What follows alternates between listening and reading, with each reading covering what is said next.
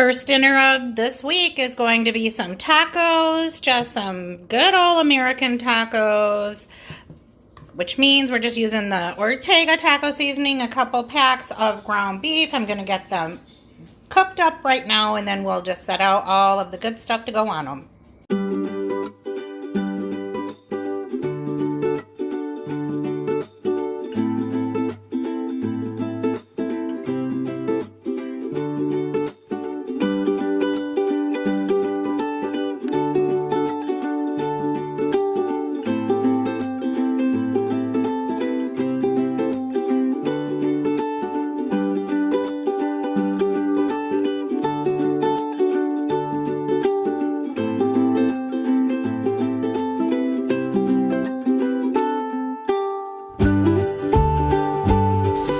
Breakfast for dinner.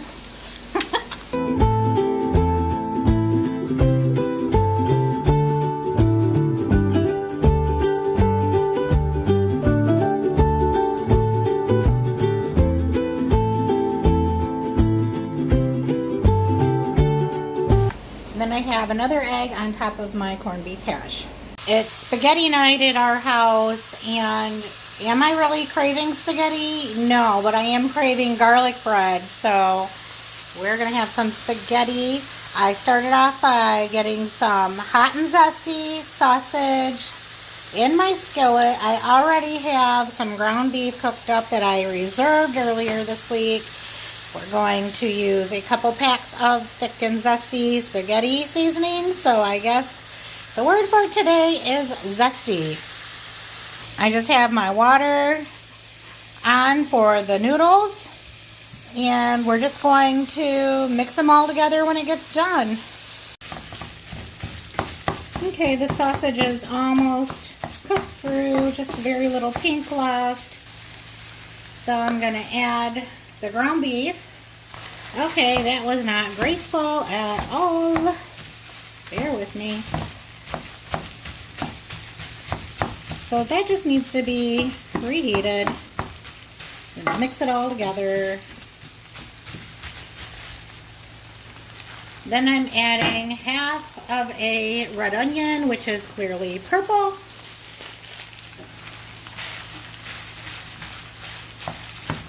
I literally had to train myself not to call it a purple onion because I have all my life. It just feels wrong.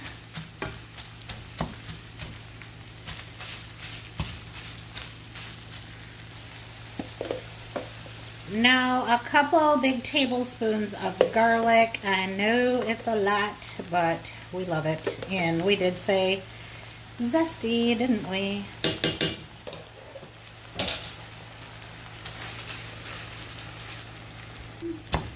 And I'm going to make sure that I give those onions a good chop because I want them to be really soft, kind of pulverized, and, you know, just smaller.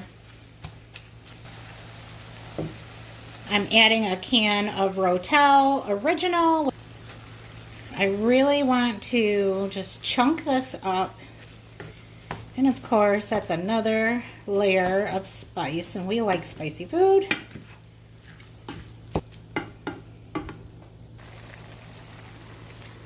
Next, I'm going to scoop in a whole can of tomato paste. According to the spaghetti seasoning packet, it calls for 2 cans, but to each their own. We're going with 1.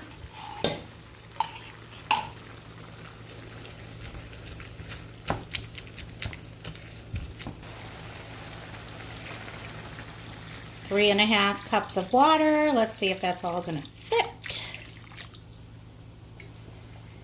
That was a little scary, but we did it.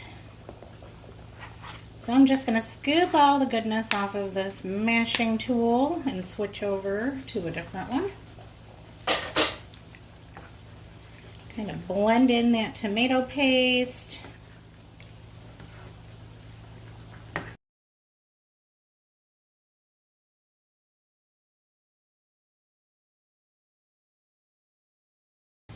Just going to add in both packets of that spaghetti seasoning. get that stirred in. Let it simmer. Because we all know spaghetti sauce tastes better the longer it cooks. Well, in my opinion, you want to give it some time.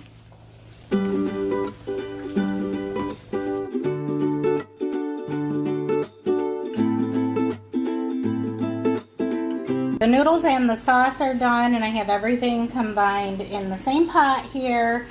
And then not only is this zesty, it is going to be cheesy as well. So I just added a container of grated Parmesan cheese, and I'm just gonna stir it all together. Just like that.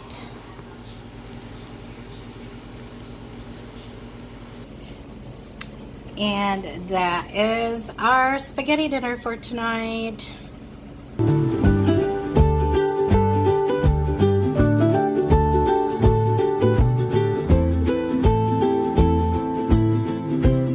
It is time to get something delicious started in the crock pot. I'm just feeling like making a simple and delicious meal that I don't have to spend a lot of time fooling with. I'm not feeling the best today, so I want something easy. And we're gonna make, well, I'm gonna make Cajun potato soup. So I'm starting off by getting my potatoes quartered. I'm using some red potatoes. I'm just gonna take a minute, get them all cut up, and get anything that's ugly trimmed off. Then I'll start adding the rest of the ingredients.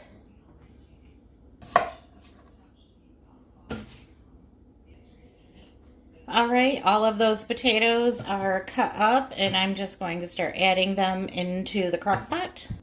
And then we'll get the other veggies cut up.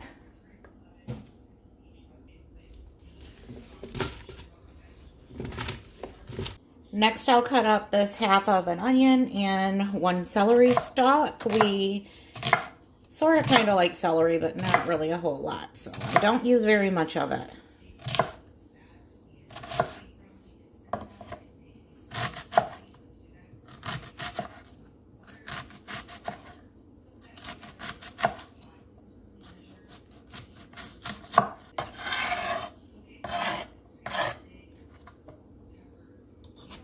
And like I said, we don't really love it, so I like to cut it really small. And like even that's too big for me.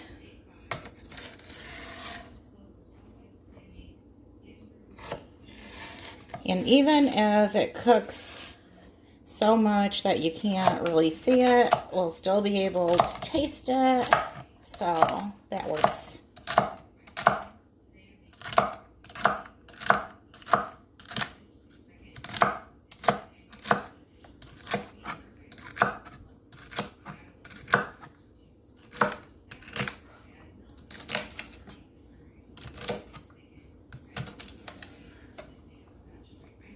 All right, I'm gonna get this in the pot.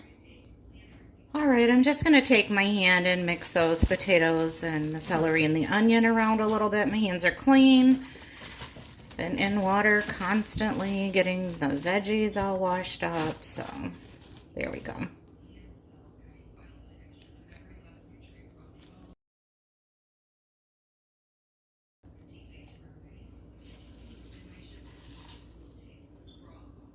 Can't forget the garlic.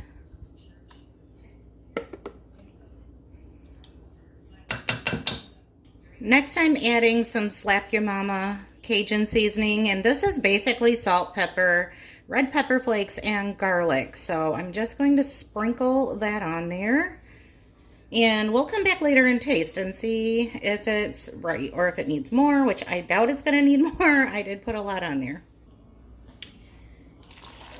And I'm just going to cover those potatoes with some water, and it's just going to mix in with that chicken bouillon powder as well as the other spices in there.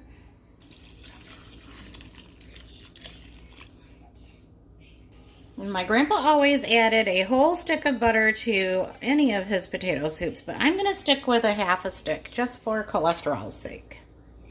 And I'm going to put the lid on, get that turned on high, and get those potatoes started while I'm cutting up the sausage. We use smoked sausage in our potato soup quite often, but since this is Cajun potato soup, we're going to use this spicy andouille sausage.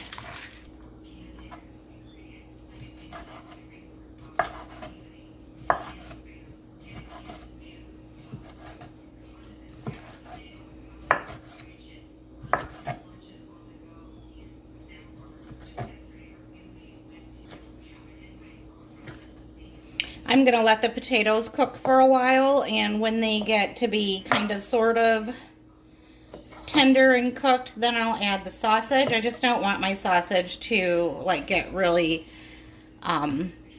soggy, I guess would be the word, or kind of boiled. They're kind of gross that way, but we'll throw them in at the end, closer to the end.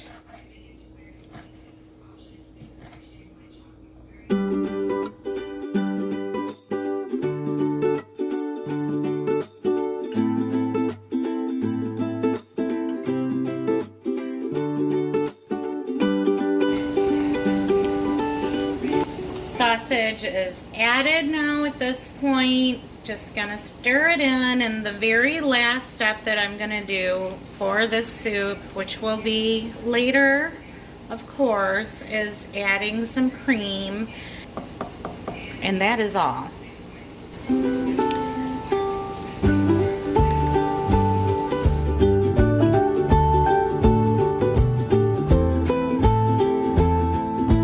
Several hours later, and we're going to stir this up and add the cream.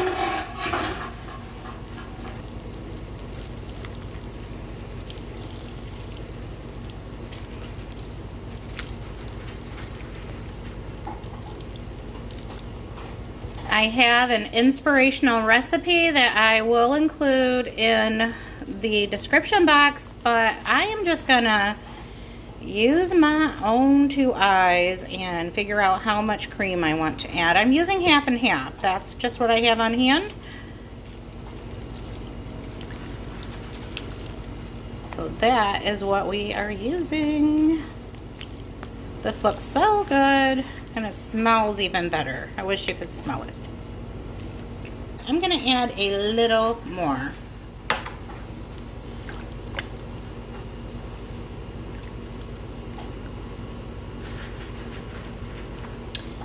And I may want to use some sort of a thickening agent. I haven't decided yet. Maybe I will toss in some instant mashed potato flakes, maybe some cornstarch, or maybe a flour mixture of some sort. And maybe I won't need it at all. But I'm just putting the lid back on. I have my crock pot turned down to warm because everything is cooked and it's ready to go whenever we are. Okay, I decided to go with just some saltine crackers. So I'm not thickening up at all. I'm just going to crush those up, let them soak up in some of that good broth. Already tasted this and it's delicious. And that is what's for dinner tonight.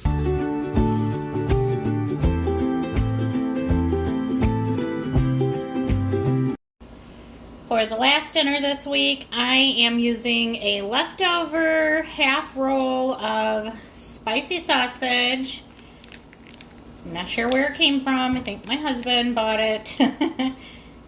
But I'm just going to break that up into pieces. And this is one of those, what I call the mother of invention meals, where mother is in the kitchen inventing some stuff.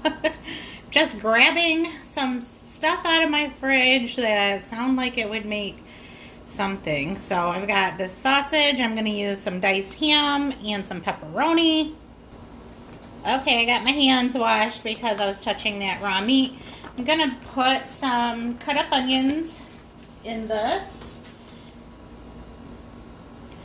And I'm thinking that the ingredients I have on hand sound like pizza toppings. So we're going to make some sort of a pizza dinner. It's not going to be pizza because I have tortillas, and I'm thinking we can do some rolls, some roll-ups or something. Pizza wraps.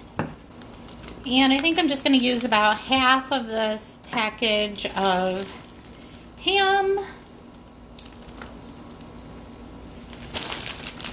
and just like a whole handful of pepperoni.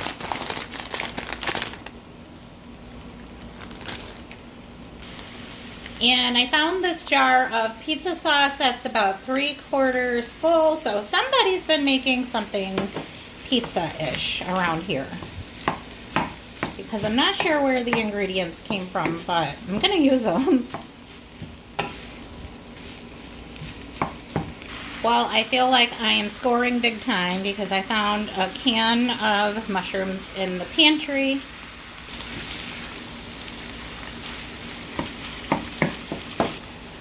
To me, this looks like it could use some more pepperoni, and there's only this many left in the package. So I'm just going to put the rest in and get rid of the empty package. I don't think you can have too many pepperoni in any type of pizza dish. Now I'm just going to turn the heat down and just get some of that pizza sauce in there. Stir it up real good. And I'm going to say use as much pizza sauce as you like and use whatever ingredients you want to. There's really no recipe for this.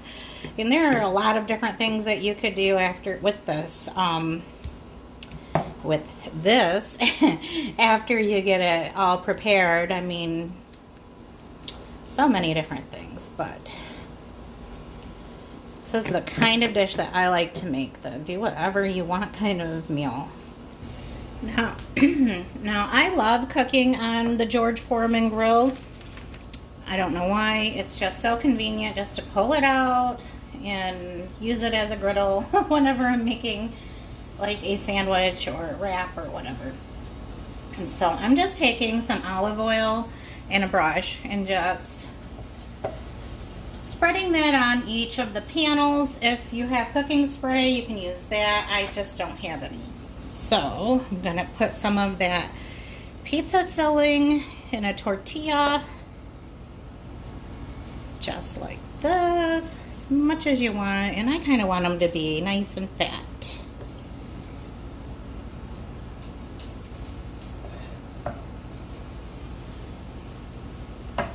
And then I'm going to stuff it with some mozzarella cheese.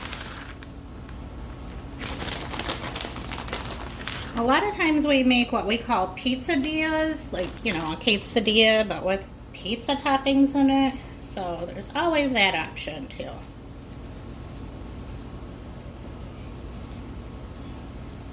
All right, I'm just gonna put my tortilla right in the Foreman grill. Gonna do 2 at a time today.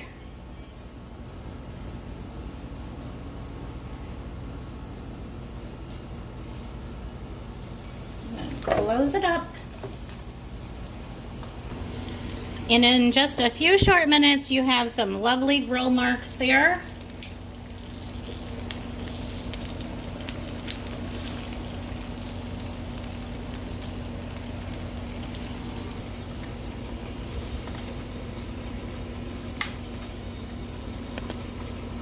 Gonna give that just a few minutes to rest before I cut into it, and I'm just gonna serve up a serving of cottage cheese on the side. And I'm thinking that I'll just have a couple of banana peppers on the side there. And that is another easy dinner. I just can't wait any longer. I have to cut in and see what it looks like on the inside. Oh my goodness. Well, that is it for this week. Thank you so much for coming by, and I'll see you in the next one.